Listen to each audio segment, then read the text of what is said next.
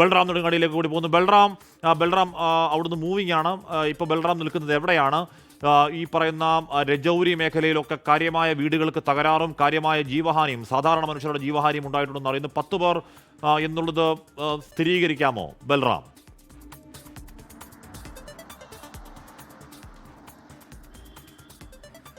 ഹഷ്മി, രജൗരി, പൂഞ്ച്, മെന്ദർ മേഖലകളിലാണ് അതിരൂക്ഷമായ ആക്രമണം പാകിസ്ഥാന്റെ ഭാഗത്തു നിന്നും ജനവാസ മേഖലകൾക്ക് നേരെ ഉണ്ടായത്. ഏറ്റവും കൂടുതൽ നാശനഷ്ടം സംഭവിച്ചിരിക്കുന്നത് പൂഞ്ച് മേഖലയിലാണ്. പൂഞ്ചിൽ 10 പേർ മരിച്ചു. അത് സ്ഥിരീകരിക്കുന്ന വിവരങ്ങളാണ്. അവരുടെ പേരുകൾ അടക്കമുള്ള പട്ടിക തന്നെ സൈന്യം പുറത്തുവിട്ടിട്ടുണ്ട്. അതിൽ 12 വയസ്സായ ഒരു കുട്ടിയും സ്ത്രീകളും അടക്കം ഉള്ളവരാണ് ഈ മരിച്ചവരിൽ ഉൾപ്പെടുന്നു. 10 പേരിൽ ഉൾപ്പെടുന്നുണ്ട്. ഇന്ന് പുലർച്ചെ മുതൽ പാകിസ്ഥാൻ ആരംഭിച്ച ഈ ഷെല്ലാക്രമണം, അതിലാണ് ഇത്രയും ഏറെ മരണം സംഭവിച്ചിരിക്കുന്നത് അതിർത്തി ഗ്രാമത്തിൽ. ഈ പൂഞ്ചിൽ 2015 ശേഷം ആദ്യമായാണ് ഇത്രയും പേർ ഒറ്റ ദിവസം കൊല്ലപ്പെടുന്നത് ഷെല്ലാക്രമണത്തിൽ. 2015 ഒരു ദിവസം 7 പേരും തൊട്ടടുത്ത ദിവസം 5 പേരുമായി 12 പേർ കൊല്ലപ്പെട്ടിരുന്നു. എന്നാൽ അതിനുശേഷം ഒറ്റ ദിവസം ഇത്രത്തോളം ആഘാതം ആ മേഖലയിൽ ഉണ്ടാകുന്നത് ഇപ്പോഴാണ് ആദ്യമായി. ഈ മേഖലയിലെല്ലാം തന്നെ ഈ 2019 ശേഷം വലിയ തോതിൽ ബങ്കറുകൾ സ്ഥാപിച്ചിട്ടുണ്ട്. ജനങ്ങളുടെ രക്ഷയ്ക്കായി കമ്മ്യൂണിറ്റി ബങ്കറുകളും ഫാമിലി ബങ്കറുകളും സ്ഥാപിച്ചിട്ടുണ്ട്. എങ്കിൽ പോലും അത് മതിയാകാതെ വന്നിരിക്കുന്നു. അത്രത്തോളം ആഘാതം ഈ ജനവാസ മേഖല, വീടുകൾ കേന്ദ്രീകരിച്ച് പാകിസ്ഥാൻ നടത്തിയിരിക്കുന്നു എന്നുള്ളതാണ് ഈ മരണസംഖ്യ ഉയരാൻ കാരണമായിരിക്കുന്നത്. 10 പേർ മരിച്ചിരിക്കുന്നു, 36 പേർക്ക് പരിക്കേറ്റിട്ടുണ്ട്. പരിക്കേറ്റവരുടെ പലരുടെയും നില ഗുരുതരമാണ്. തലയിലാണ് പരിക്കേറ്റിരിക്കുന്നത്. വീടിൻ്റെ മേൽക്കൂര, വലിയ കൂറ്റൻ ടെറസ്, കട്ടിയുള്ള കോൺക്രീറ്റ് ഉൾപ്പെടെ തകർന്നു വീഴുന്ന തരത്തിൽ വലിയ പീരങ്കികൾ ഉപയോഗിച്ചുകൊണ്ടുള്ള ഷെല്ല് മോർട്ടാർ ആക്രമണമാണ് പാകിസ്ഥാന്റെ ഭാഗത്തു നിന്നും ഇന്ന് പുലർച്ചെ മുതൽ ഉണ്ടായത്. പാകിസ്ഥാനിലെ ഭീകരവാദ കേന്ദ്രങ്ങൾക്കെതിരെ ഇന്ത്യ നടത്തിയ ആക്രമണം അത് ചെറുക്കാനോ തടുക്കാനോ അറിയാനോ പാകിസ്ഥാനായില്ല. അതിനുള്ള പക വീട്ടിയത് ഇന്ത്യയിലെ സാധാരണക്കാരായ ജനങ്ങളുടെ മേലിലാണ്. ഗ്രാമങ്ങളിൽ താമസിക്കുന്ന, അതിർത്തി ഗ്രാമങ്ങളിൽ താമസിക്കുന്ന ജനങ്ങളുടെ വീടുകൾക്ക് നേരെയാണ് പാകിസ്ഥാൻ ആക്രമണം നടത്തിയത്. ഇതിന് മറുപടിയായി ഇന്ത്യൻ സൈന്യം പാക് പോസ്റ്റുകൾക്ക് നേരെ, പാക് സൈനികർക്ക് നേരെ ആക്രമണം നടത്തിയതോടുകൂടിയാണ് പാകിസ്ഥാൻ തൽക്കാലത്തേക്ക് ഇപ്പോൾ പിൻവലിഞ്ഞിരിക്കുന്നത്. 36 പേർക്ക് പൂഞ്ച് മേഖലയിൽ മാത്രം പരിക്കേറ്റിരിക്കുന്നു.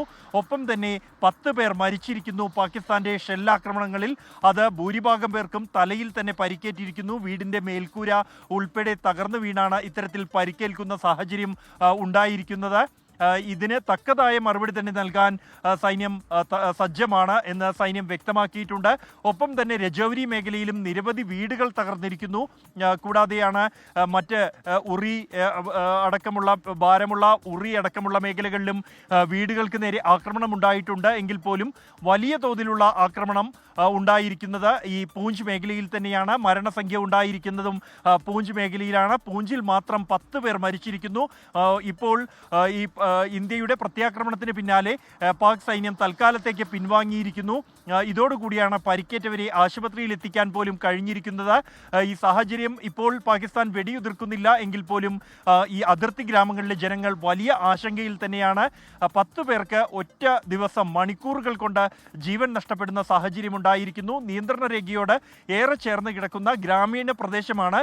ഇത് അറിഞ്ഞു തന്നെയാണ് പാകിസ്ഥാൻ ഇത്തരത്തിൽ ഇന്ത്യയിലെ ഗ്രാമങ്ങൾ, ജനവാസ മേഖലകൾ കേന്ദ്രീകരിച്ച് ഇത്തരത്തിൽ ഗുരുതരമായ മാരകമായ ഈ ഷെല്ലുകളും മോർട്ടാറുകളും ഉപയോഗിച്ച് ആക്രമണം നടത്തിയിരിക്കുന്നത്. ഇതിന് ഇന്ത്യൻ സൈന്യം തക്കതായ തിരിച്ചടി നൽകിയിട്ടുണ്ട്. അത് പാകിസ്ഥാനിലുണ്ടാക്കിയ നാശം എത്ര എന്നതിൻ്റെ കണക്ക് പുറത്തുവിടാൻ പാകിസ്ഥാൻ ഇതുവരെയും തയ്യാറായിട്ടില്ല. എന്തായാലും ഈ അതിർത്തി മേഖലയിൽ ഇപ്പോഴും ഒരു സംഘർഷ സാഹചര്യം തുടരുക തന്നെയാണ്. ഹഷ്മി, ശ്രീനാഥ് തന്നെയാണ് കശ്മീരിൻ്റെ പൂഞ്ച്, രജൗരി മേഖലയിലൊക്കെ പോയി അതിർത്തി ഗ്രാമങ്ങൾക്ക് പോയി വിവരങ്ങൾ നൽകുന്നത്.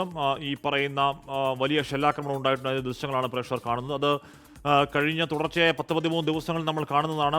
ഈ കഴിഞ്ഞ തുടർച്ചയായ 12 രാത്രികളിലും ഒരു പ്രകോപനവുമില്ലാതെ പാക് പ്രകോപനങ്ങൾ ആ മേഖലയിൽ ഉണ്ടായിരുന്നു. ഇന്നിപ്പോൾ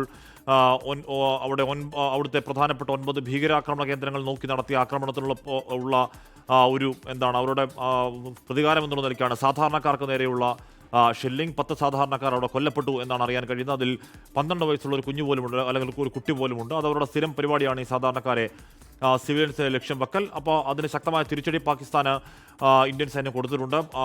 അവിടുത്തെ പാക് പോസ്റ്റുകൾക്ക് കനത്ത മിലിറ്ററി ആൾനാശം അടക്കം കനത്ത നാശമുണ്ട്.